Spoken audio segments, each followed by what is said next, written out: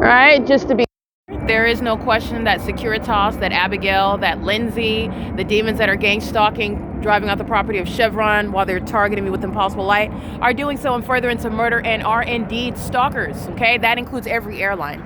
These are demons that are engaging in psychopathic pacing, one after another, going back and forth and back and forth and back and forth, and they like to engage in sexual assault and battery while the entities engage in this P.O.C. My shadow, I'm standing under light, so the fact that my shadow was in front of me at a distance is impossible light activity. These are demons that are stalking in the path, maintaining aerial surveillance, and then doing so while I walk outside of the Ovid Family Community Library among stalkers. And that is the entity that's conspiring murder, okay? They're doing so as one. I want to document the people of the state conspiring my murder as an entity, stalking in commercial planes, expensive investment in my murder, doing so while they are looking at the evidence on the internet, which further inspires harassment, like what the Ovid Family Community Library employees like Abigail, the gang stalking security guard of Securitas that are engaging in what is targeting me while I upload the evidence. This is the PDF that is containing a lot of the names of the co-conspirators of murder of the Ovid Family Community Library.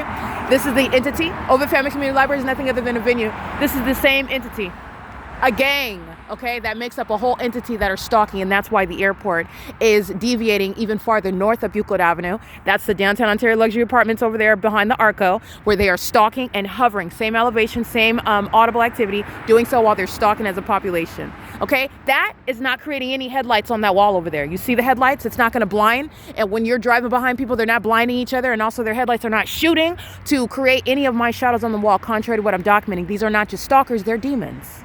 And they've conspired and invested in, and it is public information, and the feds are fully aware of the fact that this entity has conspired my murder, including a whole airport. Every airline has invested money and is criminally engaged in federal stalking, which is committed in furtherance of that conspiracy to murder. And that airport is engaging in what is criminal activity as an entity. That's incriminating the fire department, the police department, the demons that are driving in EMTs, as EMTs in ambulances, gang stalking. And they're doing so while that entity is keeping the evidence under surveillance. You are from the airport at terminals 2 and 4, necessarily flying northwest miles away to then hover back down like a psychopath that stalks with impossible light to engage in what is stalking me in a commercial plane. And you're looking at me put video after video after video on the internet about it. They're going to federal prison and they're going into mental asylums, just like the demons that eat feces that are stalking me with impossible light. This is the entity that's doing so. They will be deported out of this country. They will be prosecuted as a matter of federal law as the domestic terrorists that they are. These are enemies of the United States. This isn't traffic. This is stalking on a 24-hour basis. What sane entity would engage in investing that much time over people that you don't even know?